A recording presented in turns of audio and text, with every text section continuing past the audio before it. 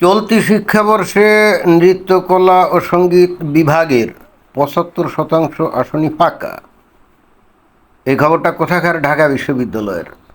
বাংলাদেশের কিছু লোকজন আদি খেয়েই তা করে বলে প্রাচ্যের অক্সফোর্ড নাকি ঢাকা বিশ্ববিদ্যালয়, এবং যে ঢাকা বিশ্ববিদ্যালয়ে ভর্তি হওয়ার জন্য কি ভয়ঙ্কর প্রতিযোগিতা, তাই না? যে কোনো বিভাগের একটা আসনের এগেনস্টে ৩০-৪০ এমনকি ৫০ জন ছাত্র প্রতিদ্বন্দ্বিতা করে, এবং অবশেষে যদি চান্স পায় তাহলে নিজেদেরকে ভয়ঙ্কর রকম ভাগ্যবান মনে করে। অথচ সেই একই ঢাকা বিশ্ববিদ্যালয়ে এখানে বলছে কি যে নৃত্যকলা সঙ্গীত বিভাগের ৭৫% আসনই ফাঁকা, অর্থাৎ ১০০টা যদি আসন থাকে তার মাত্র ২৫ জন ছাত্র বা ছাত্রী ভর্তি হয়েছে, অর্থাৎ প্রয়োজনীয় সংখ্যক ছাত্রছাত্রীই তারা পায়নি, অর্থাৎ এখানে কেউ ভর্তি হতে আসে না। তো এখানে আবার বিভিন্ন শিক্ষাবর্ষে এই সঙ্গীত এবং নৃত্যকলা বিভাগে কী পরিমাণ ছাত্রছাত্রী ভর্তি হয়েছিল তার একটা পরিসংখ্যান আছে, আমরা সেটাও একটু দেখতে পারি।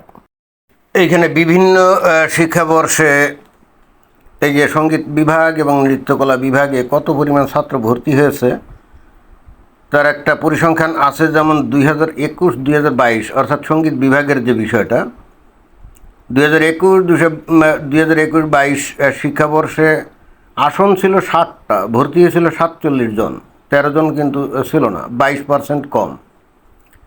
তারপরে ২২-২৩ শিক্ষাবর্ষে ওই আসন সংখ্যা তো ৬০ই আছে, বাট ভর্তি হয়েছিল একটু বেশি, বুঝলাম না, হঠাৎ করে বেশি হয়ে গেল, ৫৩ জন। তারপরে ১০ জন ফাঁকা ছিল। ২৩-২৪ শিক্ষাবর্ষে আসন সংখ্যা ৬০ ছিল, এবার কমে গিয়ে ৪২ হলো, ফাঁকা ছিল ১৮টা। এরপরে ২৪-২৫ শিক্ষাবর্ষে আসন ছিল ৬০, ভর্তি হয়েছিল মাত্রই ২৪, ৩৬টা ফাঁকা। এবার ২৫-২৬ শিক্ষাবর্ষে আসন ছিল ৬০, ভর্তি হয়েছে মাত্রই ১৬ জন নাকি ১৫ জন নাকি ১৮ জন, ও না ১৬ জন, তো ভর্তি হয় নাই ৪৪ জন, অর্থাৎ ৪৪টা আসনই ফাঁকা, অর্থাৎ ৭৫%ই একেবারে পুরো ফাঁকা। এটা গেল সঙ্গীত বিভাগের অবস্থা। আর নৃত্যকলা বিভাগে কি? আসন সংখ্যা হলো ৩০, ভর্তি হয়েছিল ওই ১২ জন ওই ২১-২২ শিক্ষাবর্ষে। ২২-২৩-এ ভর্তি হয়েছিল ৩০ জনের মধ্যে ১৯ জন। ২৩-২৪-এ শিক্ষাবর্ষে ৩০-এর মধ্যে মাত্র ভর্তি হয়েছে ২১ জন। ২৪-২৫-এ ৩০ জনের মধ্যে ভর্তি হয়েছিল ১৮ জন।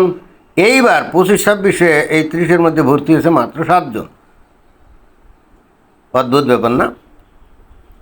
আসলে অদ্ভুত কেন, আমি কী কারণে অদ্ভুত বললাম, কারণ বাংলাদেশ তৌহিদি জনতার দেশ, মুমিন মুসলমানের দেশ, যেখানে বাংলাদেশের লোকজন এখন যে কোনো মূল্যে বাংলাদেশে এখন ইসলামী শাসন কায়েম করতে চায়। তো সেখানে ঢাকা বিশ্ববিদ্যালয়ে এখনও যে সঙ্গীত ও নৃত্যকলা বিভাগ আছে, এটাই তো বিস্ময়কর। আমি তো চিন্তা করছি এটা কবে নাগাদ হয়তো উঠে গেছে। আবার ওদিকে চারুকলা ইনস্টিটিউট বলে একটা ইনস্টিটিউট আছে, সেখানের কী অবস্থা কে জানে। চারুকলা ইনস্টিটিউট সেখানে তো যে আঁকা টাকা শিখায়, তাই না, ছবি আঁকা টাকা শিখায়। তো ওখানকার তথ্য কিছু পাইলাম না। ওখানকার তথ্য ওই একই রকম হবে, কারণ সঙ্গীত, নৃত্য, ছবি আঁকা সবই তো ইসলামে হারাম। আর যেখানে বাংলাদেশের মানুষ, আর বিশেষ করে ঢাকা বিশ্ববিদ্যালয়, আমরা এতদিন ভাবতাম এই ঢাকা বিশ্ববিদ্যালয়ের শিক্ষার্থীরা মনে হয় খুবই প্রগতিশীল, আধুনিক চিন্তা ভাবনার সাথে তারা সঙ্গতি রেখে চলাচল করে, কিন্তু আমরা দেখলাম যে মাত্র ২ বছর যায় নাই, ইন দি মিন টাইম এ ঢাকা বিশ্ববিদ্যালয়কে এখন আর বিশ্ববিদ্যালয় মনে হয় না, মনে হয় যে বিশাল একটা মাদ্রাসা। ছাত্র ছাত্রী, তাদের পোশাক আশাক, চালচলন দেখলে মনেই হবে না এটা বিশ্ববিদ্যালয়, মনে হবে যে ওটা একটা মাদ্রাসা। তো যেটা অলরেডি মাদ্রাসাতে পরিণত হয়ে গেছে, সেখানে এই সঙ্গীত বিভাগ আর নৃত্যকলা বিভাগ যে এখনও আছে, এটাই বিস্ময়কর না? আর ওদিকে চারুকলা ইনস্টিটিউট এখনও কী কারণে থাকবে এটা আমার ঠিক বোধগম্য হচ্ছে না।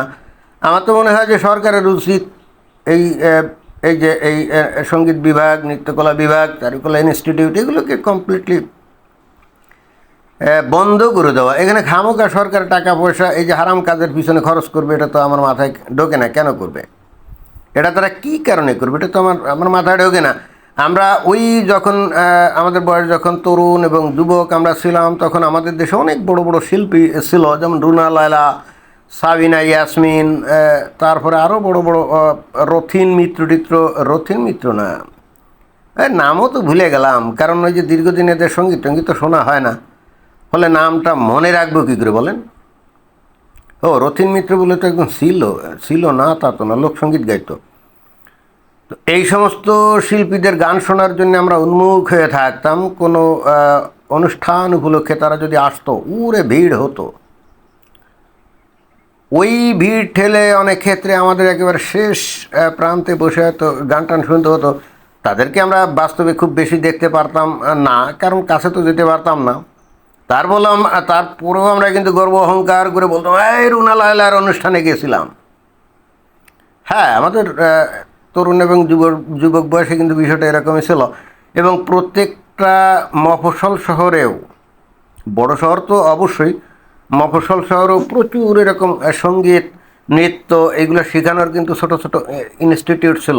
ব্যক্তিগতভাবে অনেকে এগুলো করতো, বিশেষ করে যে উদিসি, তারপরে আরও অন্যান্য যে সংগঠন আছে বাংলাদেশে, তারা কিন্তু এগুলো করতো। একেবারে মফস্বল শহরেও কিন্তু তাদের অনেক ইনস্টিটিউশন ছিল। এখন কিন্তু জেলা শহরেও তাদের ইনস্টিটিউশন নাই। একেবারে হয়তো বা ঢাকা শহরে এখনও ওই দুই একটা আছে, আর বাকি সব বন্ধ হয়ে গেছে। বাংলাদেশের ছেলেপেলেরা এখন গান শোনে না, গান শেখে না, ছেলেমেয়েরা কেউ গান শেখে না, গান বাজনা এগুলো হারাম যেহেতু, অর্থাৎ কেউ শেখে না। কোনো অভিভাবকও তাদেরকে গান বাজনা শেখায় না। কিন্তু তারপরও আবার দেখি যে ওই রাতের বেলায় তারা ওই ভারতের নাটক, সিনেমা এগুলো দেখে। ছেলেপেলেরা গান যে একেবারে শোনে না, শোনে কিন্তু বাংলাদেশের লোকের গান না, ওই বাইরের গান টান এগুলো শোনে। প্রবৃত্তিকে এখনও দমন করতে পারে না বলেই মনে হয় যে হালকা পাতলা শোনে। বাট আমার বক্তব্য হলো, যে দেশের মানুষ এখন বাংলাদেশে ইসলামী শাসন কায়েম করতে চায়, সেখানে এই যে সঙ্গীত বিভাগ, নৃত্যকলা বিভাগ বলে এই ধরনের বিভাগ ঢাকা বিশ্ববিদ্যালয়ে কেন থাকবে? এর পরিবর্তে ওখানে তারা হাদিস বিভাগ খুলতে পারে, কোরআন বিভাগ খুলতে পারে, তাই না?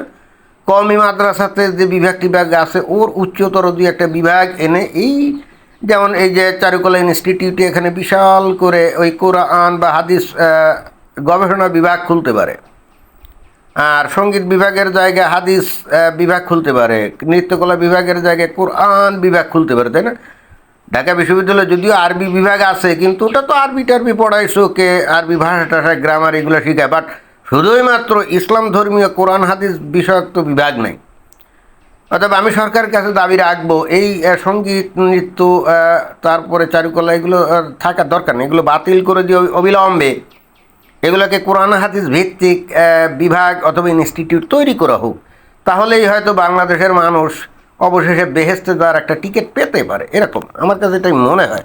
খামোকা এখানে সরকার এটাকে কেন খরচ করবে এবং একই সাথে বাংলাদেশের মানুষকে কেন গুণাগার বানাবে, এটা তো আমার মাথায় ঢোকে না। ধন্যবাদ।